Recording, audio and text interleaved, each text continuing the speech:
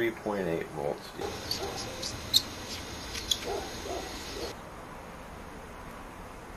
Okay, that's not too bad. It's in the middle of the red, a little bit less than the middle of the red.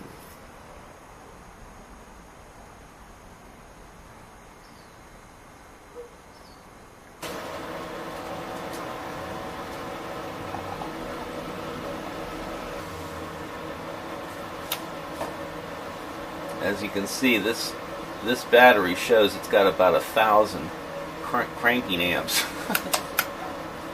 The battery restoration. Chapter 1. Lead-acid battery general information. In the average lead-acid car battery, golf cart battery, or variations like sealed batteries, the standard electrolyte solution is 35% sulfuric acid and 65% distilled water. My belief is the acid works on the lead in the plates and causes electricity to be released when demanded. When this release occurs, it leaves behind a sulfation layer. If the battery is charged up within a short period of time, this sulfation layer is converted back into acid by the electricity applied to the battery. So the common belief is that if you leave your lights on or drain your car battery, a soft sulfation layer is formed, and this can be restored by jumping the car and having the alternator charge up the battery and remove this sulfation layer. But if you leave the battery dead and discharged for a long period of time, like weeks or months, then a hard sulfation layer will form, and it is impossible to remove it by charging. Each cell in a lead-acid battery that is full capacity will be slightly over 2.1 volts DC. So if you count the cells and it's 12 volt, it will be 6 cells. The battery voltage will drop as its capacity is used. Most of the starting problems in a car are because the battery posts are dirty, and getting a good connection will cause your car not to start. If the battery electrolyte or water is lower than the top of the plates, which is usually caused by your alternator putting out too much voltage and boiling off the water, it also won't start. A battery post cleaning brush will need to be used on most cars at least once a year to clean the post back down to a clean lead finish, like this.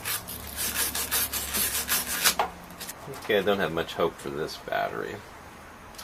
Let's measure the voltage first, and we're measuring the voltages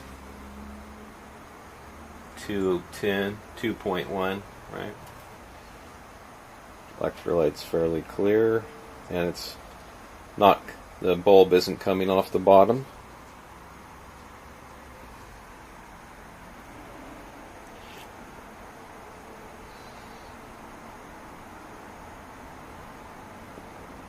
There, it just came off the bottom slightly, but you can see it's not even close to being in the red. This battery is dead as a doornail.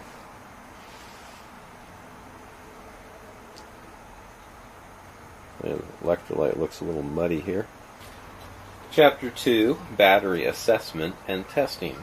The first thing to do when testing a battery is to have a good voltmeter and hydrometer.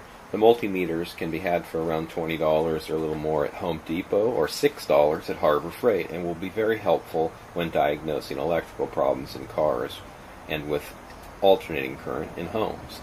The hydrometers are less than $10. The one you're looking at costs $6 at the auto parts place. A battery can have the full 12.8 volts but have a low hydrometer reading indicating no actual capacity. Although if it won't start the car, you can tell it doesn't have the required capacity also. For restoration projects, it helps to be able to monitor the progress with a hydrometer and multimeter.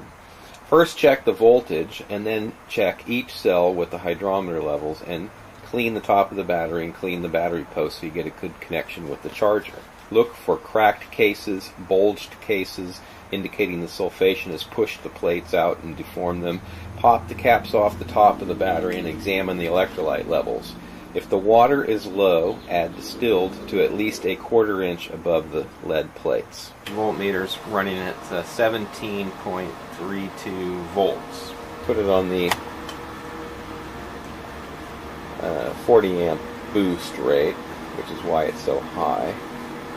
and it's only running in about 4 amps at this point. You can see it starting to equalize and boil the electrolyte off though, and some of the cells are not doing anything and others are starting to function. A lot of times it'll take hours and hours before you can start it to even get going. We're going to call it number 6. Chapter 3, Battery Restoration.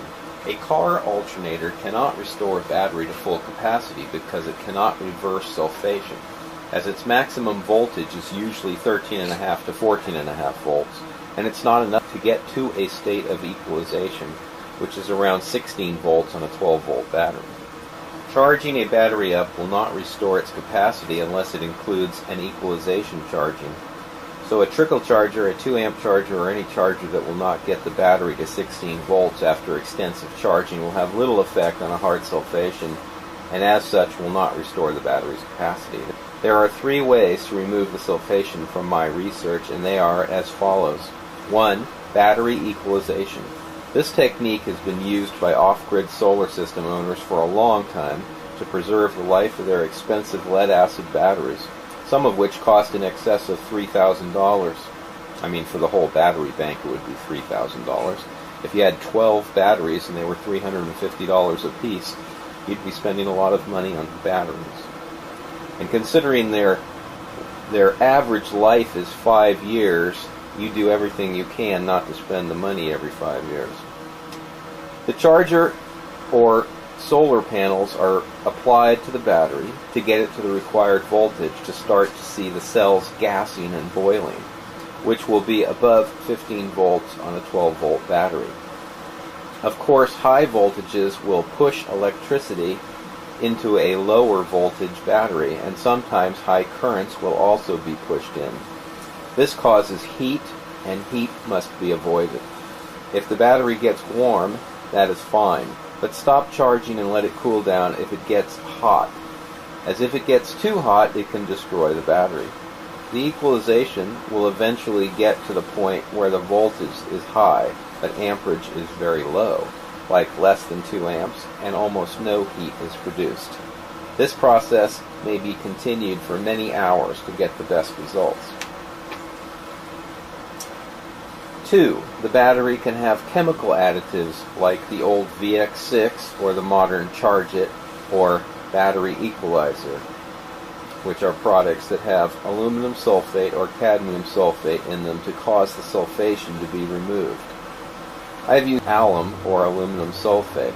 The last system for desulfation is using a high-frequency stimulator to remove sulfation from the batteries. Here you can see the infinitum that I have.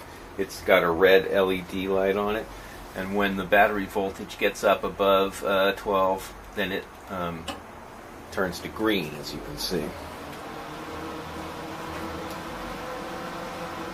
I've had a couple of the $35 desulfonators using high frequency, and my impression is that they have little effect. Others have had good success with them.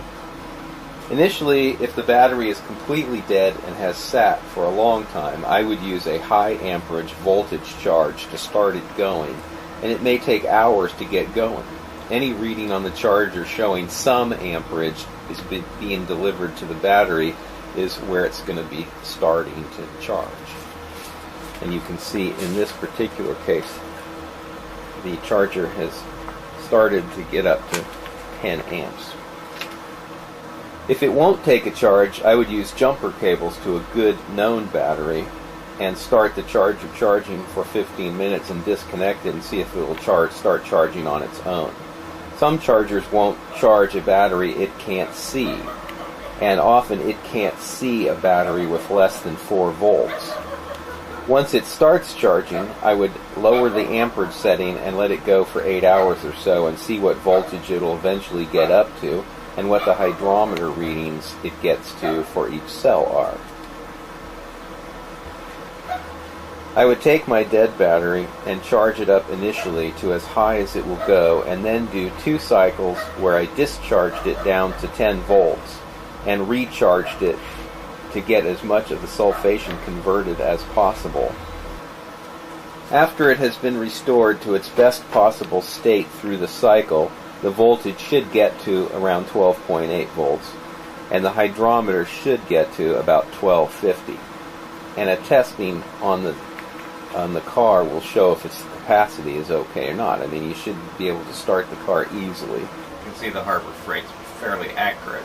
They're both 1691 and 1697. 6 here that was dead as a doornail is that it did not come back to life completely. As you can see, the voltage here is 12.99, which is almost 13. It's been sitting for several days, and it hasn't come down less than that, so that's pretty good. But voltage doesn't mean everything. The hydrometer shows that the level's at just in the green, which is also pretty good. And it tests like that pretty much straight across. But we're going to show you what the cold cranking amp draw is. Okay, here we have the cold cranking amp draw. As you can see, it's close to 13 volts, and when I put the draw on, it goes down to 200. Well, 200 is not going to start a car, ever. So it doesn't matter if the voltage is up at 13, you know, although it just took the surface charge off. But if it'll rest at 13, that doesn't mean anything.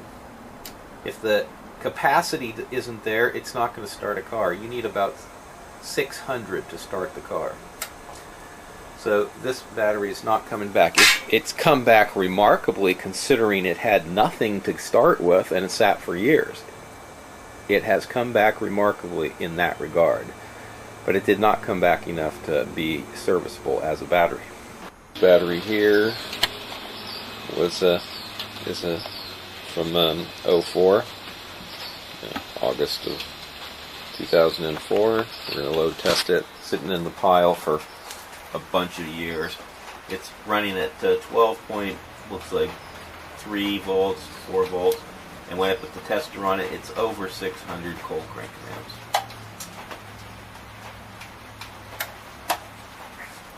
So that's good. This is from 04, this battery here. It's currently at about 12.8. We're going to hit the load tester.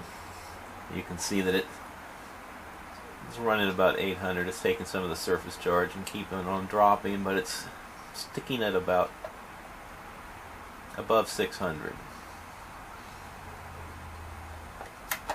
So that battery's good. So in the last battery in the line there,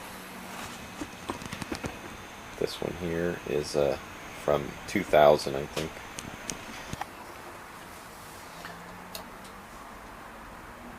So you can see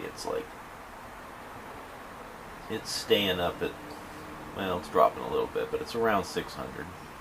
This is enough to start the car.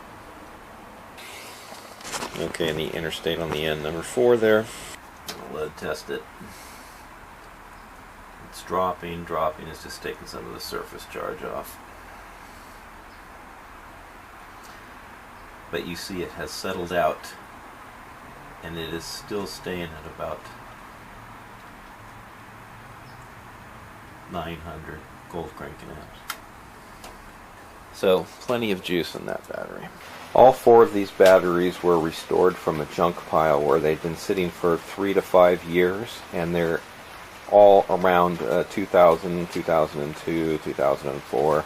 They're old batteries that started out life at like 3 or 4 volts, and anywhere from no hydrometer reading to low in the red. And they've all been restored to a battery that will crank a car from using equalization and sometimes Epsom salt and sometimes aluminum sulfate. So it's not impossible to take a battery that has a hard sulfation on it and have it come back to life. Those batteries did not revive.